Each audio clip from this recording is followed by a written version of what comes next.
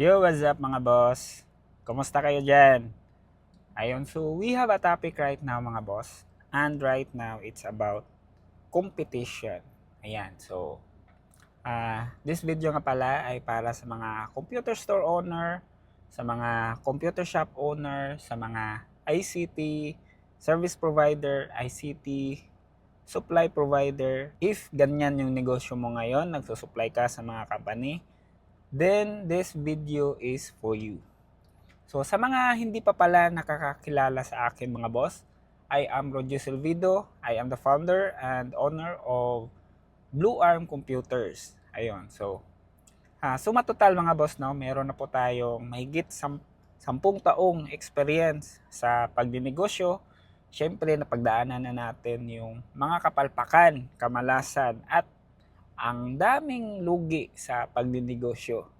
At ngayon mga boss, dito sa negosyo namin na computer store, ayan, tapos nagsusupply na rin kami sa mga companies. So ngayon, meron na po tayong 5 taong experience sa pagpapatakbo ng computer store. So just for the context mga boss, no, meron tayong related na story about that. So way back 2021 mga boss, sa isang branch namin sa Mandawi City, meron kaming isang problem doon about competition. Merong isang event mga boss sa isang supplier namin. Tapos, syempre, nandun lahat yung mga kagaya natin, mga computer store owner, mostly mga owners ng mga computer related na negosyo. Ayun, so, syempre, meron tayong mga kakilala doon, mga kaibigan. And then, nag-usap kami. And tinanong niya sa akin, si Rog, kumusta yung ano dyan? Kumusta yung branch mo doon sa Mandawi City? Sabi ko, so far naman sir, okay lang. Still fighting, ganun talaga. Medyo, merong mga challenges. And then, dun niya na-share na meron palang isang, hindi ko lang babanggitin yung name, pero merong isang player doon na nagbukas ng isang branch na malapit daw sa isang branch namin. So, ayun. And then, that player is very, alam mo yun, yung bagsak presyo talaga. Yung mga binibenta niya is sobrang mura. So, of course, ang daming mga kagaya namin na mga computer store owners na umaalma. Ang dami naming kapareho sa negosyo namin na sinasabi nila grabe talaga yung game nila dahil parang pamigay na lang yung mga items nila, pamigay na lang yung services nila dahil sobrang baba ng presyo. Ayun. And then, to my surprise, no, nalaman ko pala, that player is isa sa mga distributor namin. Siguro parang sister company, ganun. Siyempre, para din sa kanila, hindi natin babanggitin yung name nila dito. So, ayun lang, no.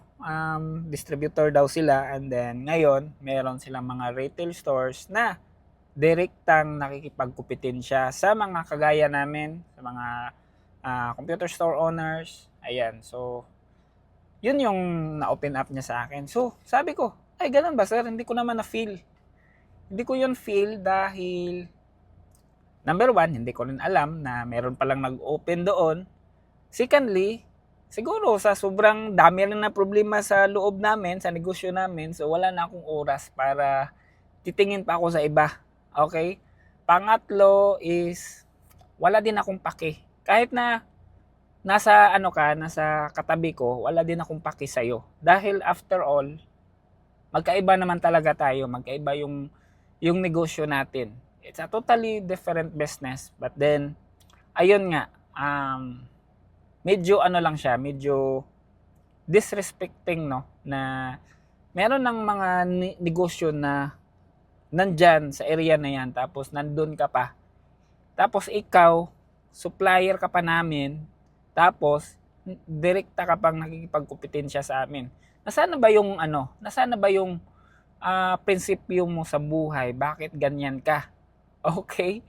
Anyways, wala akong pake kung ganyan kayo. Sa inyo yan. Sa amin to. So, ayun lang. So, yun yung sinabi niya sa akin. And then, doon ko pa lang din nalaman, no, na, meron pala talaga nag-open ng bagong store. And then, nasa ano lang, syempre, nasa malapit lang din sa amin. So, sabi ko kasi sa kaibigan ko, di ko yun na-feel dahil magkaiba naman kami ng target market. Okay? Sa amin kasi, iba yung market namin, iba yung pinagsisilbihan namin ng mga customers. So, kung sa kanila, if yung trip nila is pababaan ng presyo, sa akin naman, iba. Dahil gusto ko na kami yung pinakamahal sa lugar namin. Gusto ko kami yung pinaka-the best, kami yung pinakamahal. So, ayun lang. Yun yung sinabi ko sa kanya. And which is, yan yung nangyayari dahil wala din naman kasi akong pake. Kahit na ganyan ka, kahit na sobrang baba ng presyo mo, ano naman ngayon? Game mo yan, siguro, baka baka gusto mo lang talaga magkabenta. Pero sa amin, prinsipyo ko talaga, bahala na kahit na wala kaming benta, basta wag lang yung parang ipinamimigay na namin yung mga products and services namin. Yan yung isa sa palagi kong tinitrain sa mga tao ko. Siyempre, yung mga tao ko gusto din sila na magkabenta kami. Pero meron talaga mga customers na maghahanap sa'yo. Especially if you serve them well. Okay, meron talaga mga customers ganon. And doon kami pumupusta sa mga customers na ganon.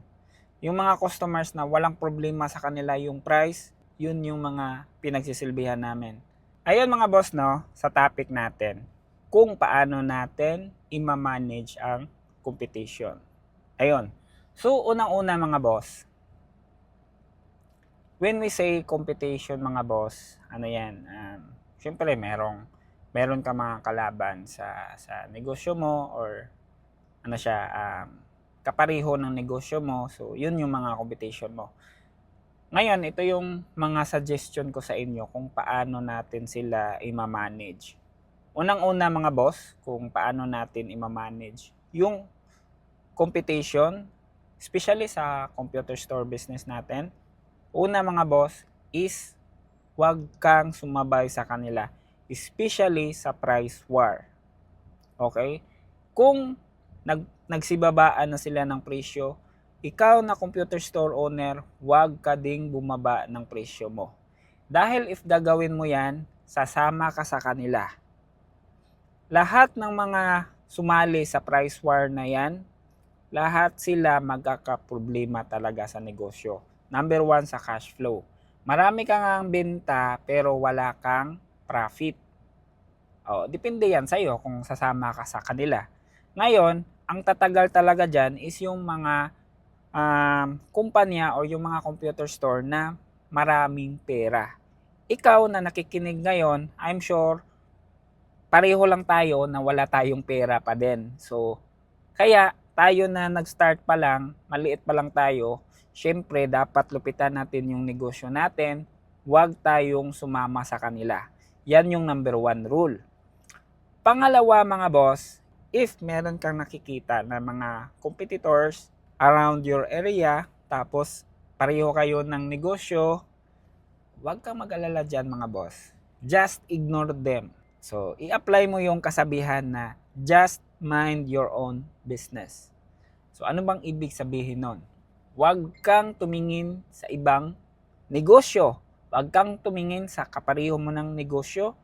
Huwag kang matreten sa mga kapareho mo ng negosyo. Huwag kang sumabay sa kung ano mang ginagawa nilang kagaguhan sa negosyo nila, huwag mo silang sabayan. Okay? Mind your own business. Gawin mo kung ano yung alam mo na tama para sa negosyo mo.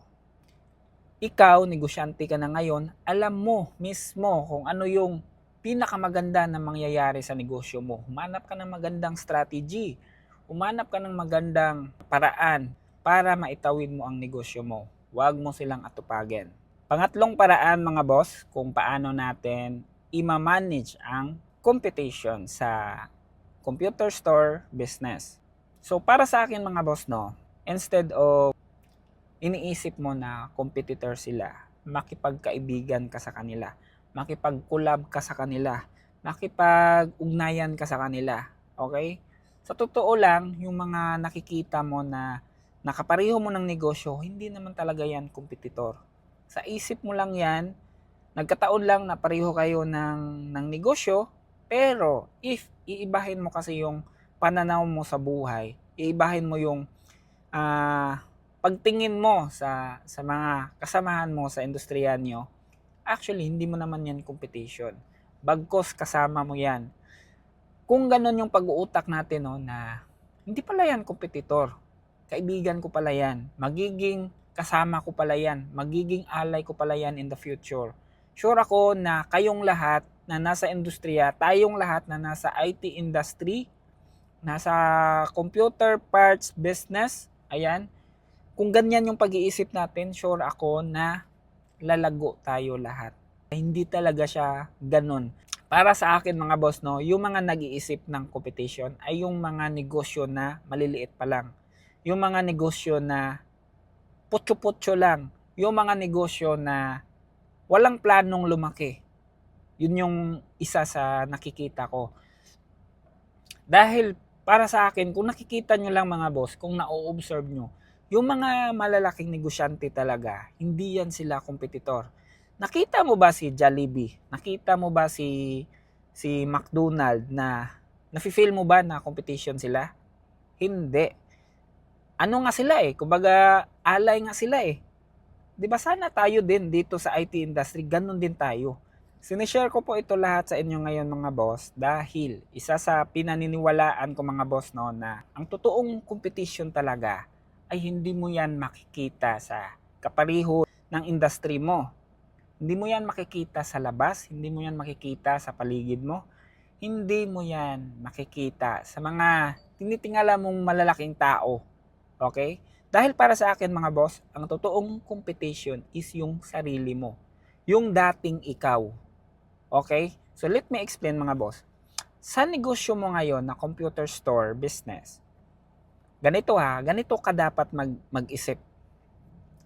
Kung dati yung sales nyo is nasa 100,000, instead na ituon mo yung sarili mo na i-observe mo or makipagchismis ka sa ibang negosyo, sa competitor mo, sabi mo na competitor mo, instead na gagawin mo yan, dyan mo ngayon ituon yung attention mo kung paano mo i-double yung sales mo sa negosyo mo. Kung ngayon mga boss, sa negosyo mo ngayon, meron kang 2 branch. So, kung gusto mo na lalaki pa talaga yung business mo, edi gawin mong 4 na branch. Ganon ka dapat mag-isip. Huwag ka nang mag-isip na ano kayang posibleng gawin ng competitor ko na ito. Wala na tayong paki doon dahil sila din mismo ginagawa lang din nila 'yan para mapalaki nila ang kanilang negosyo. Ngayon, kung ikaw palagi ka lang sunod ng sunod sa kanila, hindi ka gumagawa ng sariling sayo, lalamunin ka talaga nila. Naubos na yung oras mo sa kaka-chismis sa iba, sa kaka-tingin ng katabi mo, sa kakatingin ng competition mo. Wala ka ng oras para mapalaki ang sarili mong negosyo dahil nagmamarites ka doon sa ibang negosyo. Instead na ituon mo yung sarili mo doon sa ibang negosyo, dapat dito mo ilagay yung attention mo sa sarili mong negosyo. Ikaw yung humanap ng sarili mong strategy, sarili mong paraan, sarili mong plano para mapaunlad mo yung negosyo mo. Yan yung dapat na mindset natin. Hindi yung iniisip mo yung iba, hindi yung sinasabi mo na ano kayang ginagawa ni ganito ng kompetitor ko. Wala ka talagang mararating dyan. Sayang yung oras mo dyan. Okay? So, ayun lang mga boss, no? I hope meron kang natutunan into this video. And panalangin ko talaga mga boss na maitawid mo yan yung problema or yung negosyo mo ngayon. Panalangin ko na magtagumpay ka dyan sa computer store business mo ngayon or computer parts business mo ngayon. Ayun lang. And then, invite pala kita. Meron tayong ginawang grupo, Work Smart Community. Pwede kang pumasok sa loob, pwede tayong mag-usap sa loob. Pwede kang mag-post about your life, about your business journey. Ayan, so Ayan lang mga boss, and always remember mga boss to always work smarter, not just harder. Takits mga boss! Bye-bye!